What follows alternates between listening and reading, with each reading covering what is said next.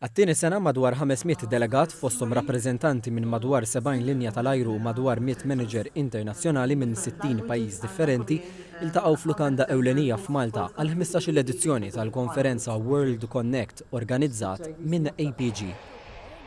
Il-konferenza qed tindirizza mistoqsija delikata dwar jekk it-trasport bl-ajru huwiex aktar minn qatt qabel influwenzat minn fatturi ekonomiċi jew politiċi.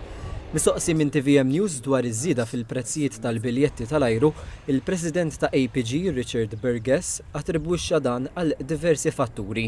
It's challenging to see the market at the moment. We're obviously still coming out post-COVID. Obviously post-COVID there was a revenge travel aspect to it. People wanted to travel, needed to travel, had not travelled for 2 or 3 years. Of course, supply and demand, the prices went up.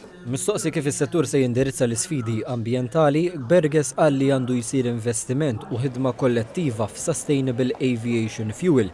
Dan huwa fuel magħmul minn sorsi rinnovabbli bħal pjanti u skart, madankollu huwa nnota li din hija sfida kbira għas-settur.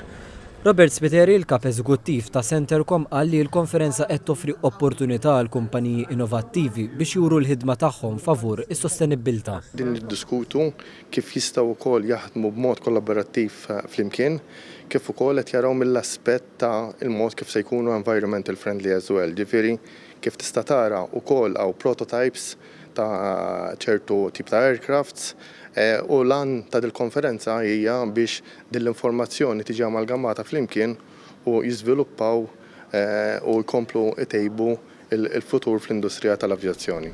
Fost il-kellima internazzjonali mistiedna kien hemm ismijiet prestiġjużi bħal ċermen eżekuttiv tal-Air Lease Corporation Stephen Udvar Hazy u l-kap eżekuttiv ta' Air Arabia Adel Ali.